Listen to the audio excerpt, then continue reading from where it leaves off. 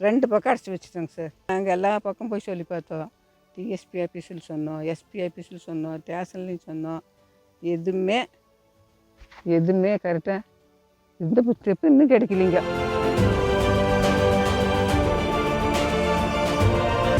கோவை மாவட்டம் மேட்டுப்பாளையம் அருகே சிறுமுகை திமனூர் புதூர் கிராமத்தில் சொத்து தகராறு காரணமாக மூதாட்டி ஜெயமணி 2 மாதங்களாக வீட்டிற்குள் சிறைப்பட்டுள்ளார். வெளியே வர முடியாத வகையில் பஞ்சாயத்து சாலையில் முள்வேலி அமைக்கப்பட்டுள்ளது. கணவர் சண்முகசாமி ஓராண்டுக்கு முன் இறந்த நிலையில் மகன் வெளிநாட்டிலும் மகள் வெளியூரிலும் இருப்பதால் ஜெயமணி தனியாக வசித்து வருகிறார். கடந்த 10 ஆண்டுகளாக கணவரின் சகோதரர் வாரிசுகளுடன் சொத்து தகராறு நிலவி வருகிறது. திடீரென எதிர்த்தரப்பினர் ஜெயமணி பயன்படுத்தும் பஞ்சாயத்து பொதுச்சாலையை முள்வேலி அமைத்து மூடிவிட்டனர். இதனால் அடிப்படை தேவைகளுக்கு கூட வெளியே செல்ல முடியாமல் அவதிப்படுகிறார். வாழை பயிர்களுக்கு உரமிட முடியாமல் பயிர்கள் வீணாகியுள்ளன. கால்நடைகளுக்கான தேவையான பொருட்களையும் கொண்டுவர முடியவில்லை. வருவாய்த்துறை மற்றும் காவல்துறை அதிகாரிகளிடம் புகார் அளித்தும் எந்த நடவடிக்கையும் எடுக்கப்படவில்லை என மூதாட்டி வேதனையுடன் தெரிவித்துள்ளார். என் பேர் ஜெயமணிங்க.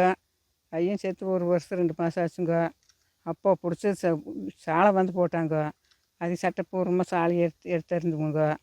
அப்புறம் இதில் எடுத்துகிட்டு இந்த 2 மாதமாக எங்களுக்கு பங்காளிக்கு கேஸ் இருக்குது. 14 வருஷமாக கேஸ் நடந்துருக்குதுங்க. அது கோர்ட் என்ன முடிவு பண்ணுதோ அப்படி ஏற்றுக்கலாம்.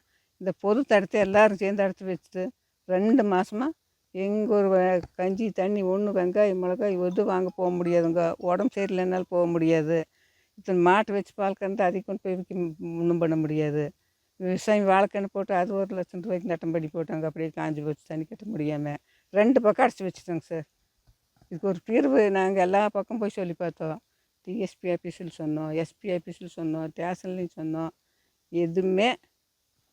எதுவுமே கரெக்டாக இந்த ஸ்டெப்பு இன்னும் கிடைக்கலிங்க.